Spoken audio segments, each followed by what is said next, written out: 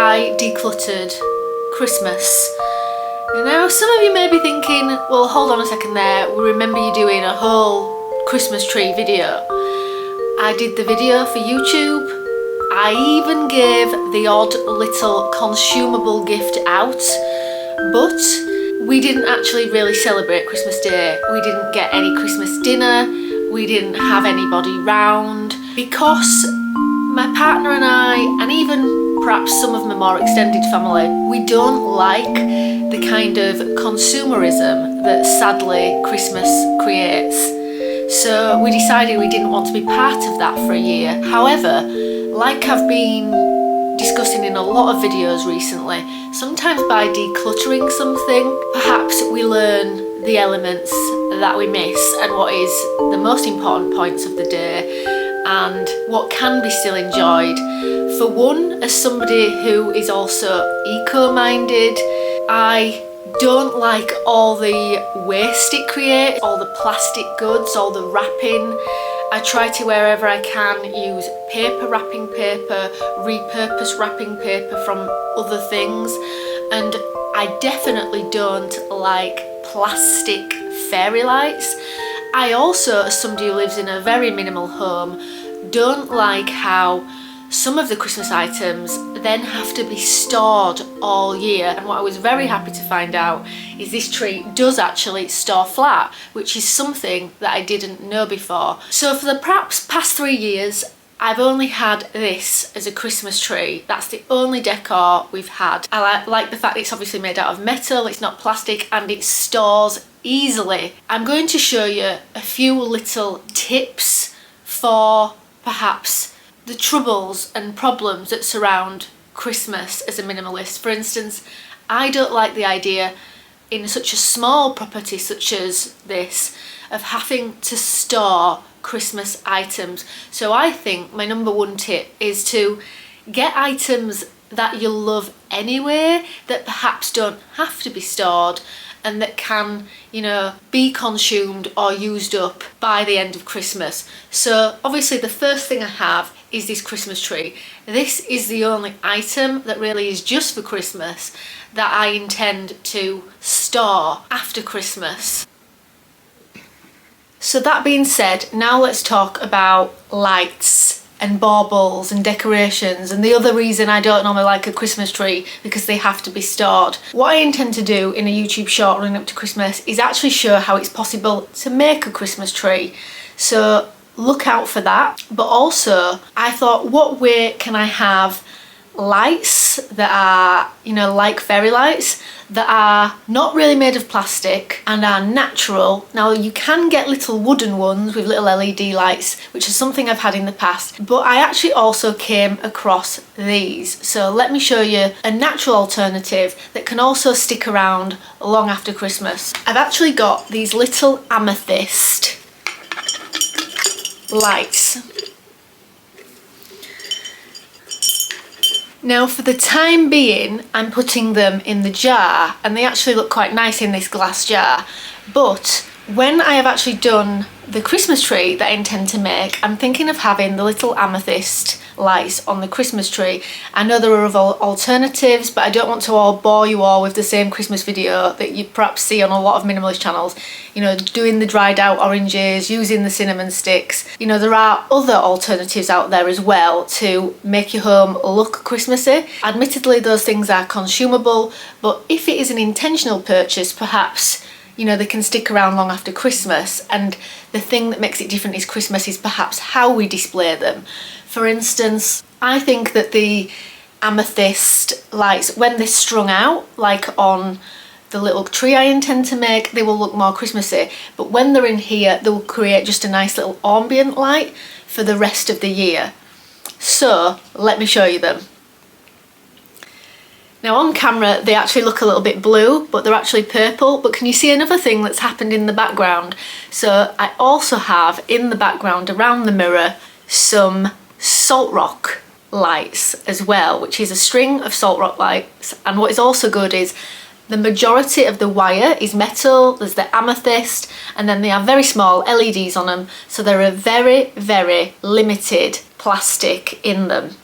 and it has different settings as well.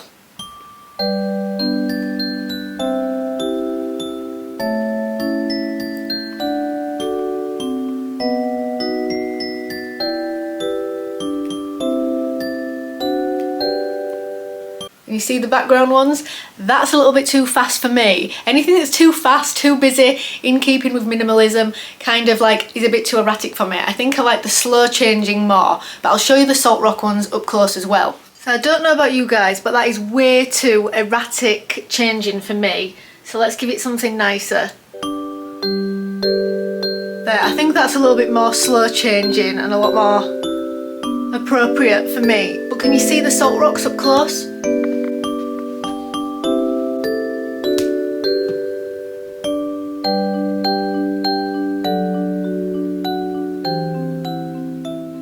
So let's just talk about why I perhaps think buying these purchases of the lights is a little bit more sustainable as well for me. Now, many of you who have been here for a while know that I am a lover of non-toxic, non-paraffin, non-fragrance candles. And that is because they create ambience. If they've got essential oils, they smell nice. And they're not toxic if they're made from those things. And they're also consumable, which is why I think they would actually make a great gift. So that is one of the brief gift things that I'm going to mention in a minute.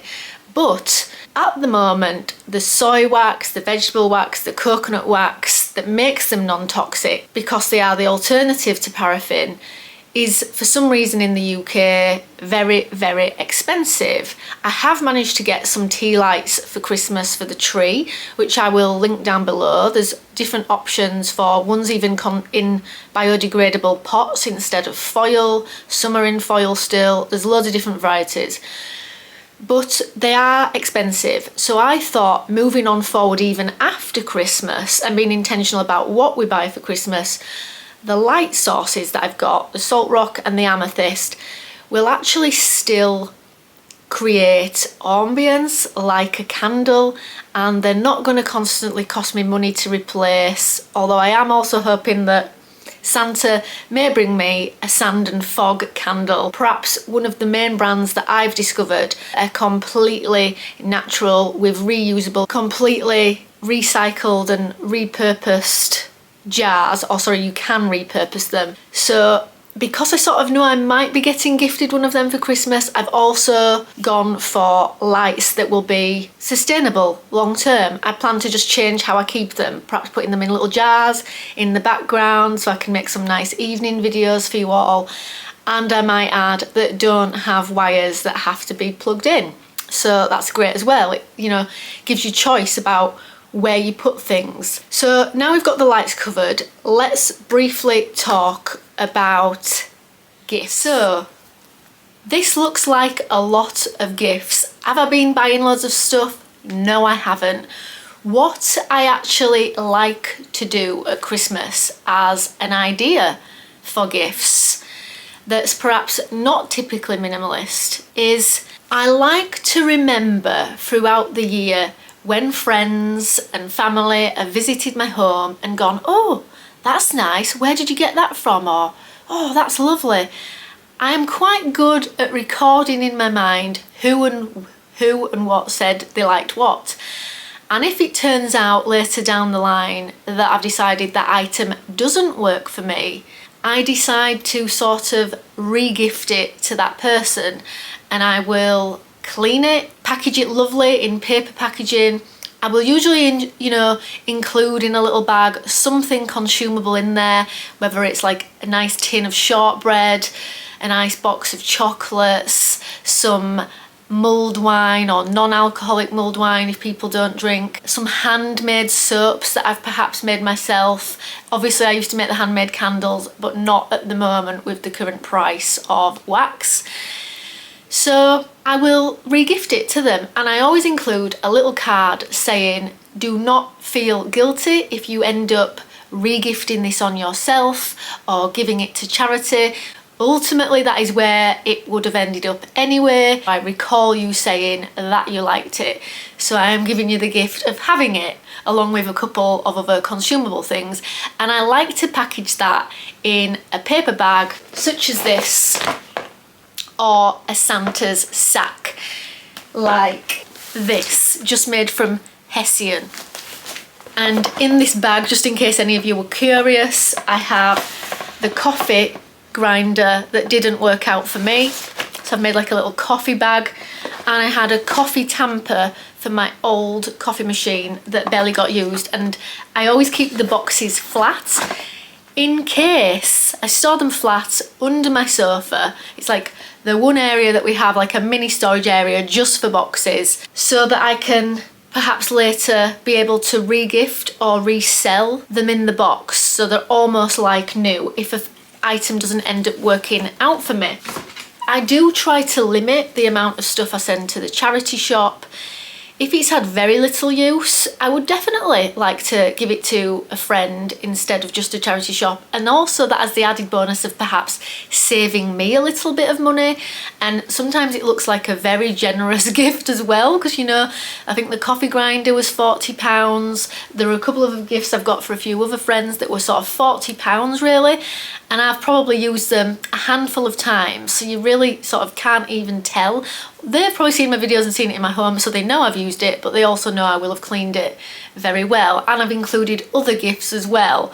So that's something else that I like to do. But for when you do have nothing left to declutter at all, which is doubtful whether I think any of us ever come to that point, because although it would be the aim to never have to declutter, like I've just discussed before, even with the best intentions, sometimes things don't work out for us. I would love to one day be so intentional and so good at knowing the future and what won't work out for me that I don't ever have to declutter, but I think that that is doubtful. And if I get to that point, what I would suggest for gifts are, yes, things like natural candles that are consumable, soaps that are consumable, food that is consumable, making your own food, making your own soaps, so then it's got that little extra touch of effort. But also I like things like subscriptions, i.e. things that people necessarily wouldn't buy for themselves or begrudge buying themselves, you know, whether it's a package to Netflix, a package to a National Geographic, or package subscription to the History Channel,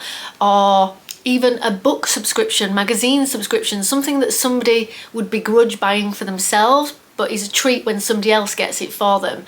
And along the line of that, for instance, what I've actually asked my loved ones this year who have said, oh, we don't know what to get you, get me a Costa coffee coupon, a voucher, so I can go and have as many coffees as I want guilt-free. Because even as a minimalist, sometimes I have a little bit of guilt over that, because I think I've got my coffee machine at home, should I be going out for these coffees?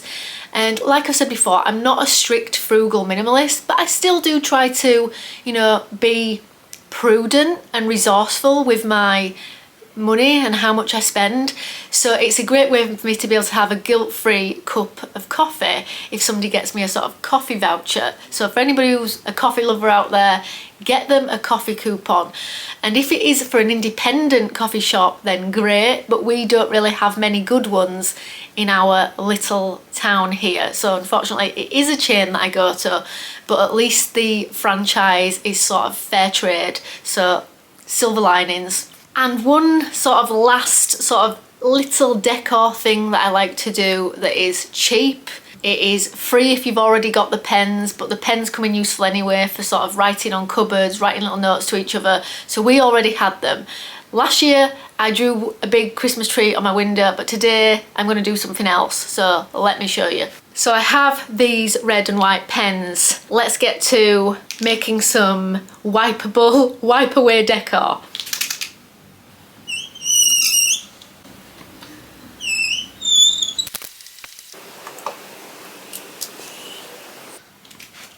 So I don't know if you can all see there, but I've actually tried to add things like snowflakes, snowfall, snow along the top, candy canes, and it's just a great way with just a pen that you can sort of add a little bit of thick, you know, decor to the window. My snowflakes look more like spider's webs, so let me show you.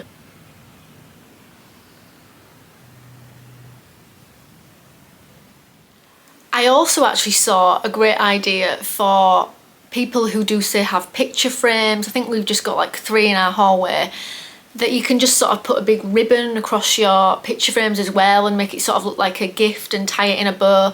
So there are lots of little ways of decorating for Christmas without it being too sort of gaudy or tacky or overdoing it and having things around that you don't want to store after. There are a few ways that you can do it, and I hope I've shown in this video today that there are also ways that you don't have to spend that much money. The things you get can be intentional. You know, you can still use them after Christmas, but perhaps just display them differently to separate the occasions.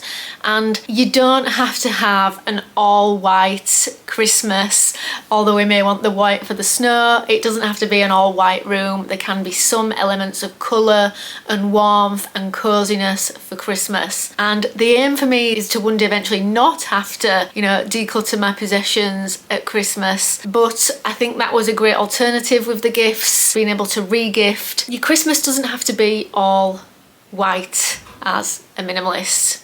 I hope you've enjoyed this video, and check out my YouTube shorts that I've been doing to try and keep Christmas as minimal as possible in duration of what I talk about to do with Christmas. I've done a 24-day Advent declutter. Check out the YouTube shorts. I'll link the playlist for Advent down below, and I will also be doing and making a Christmas tree short at some point before Christmas as well. Hello Lydia, I am Nadège from France. I received today your little card. Thank you for the little words. It's really nice what you said, and thank you for everything. See you, maybe, I hope. See you. Bye. Merry Christmas.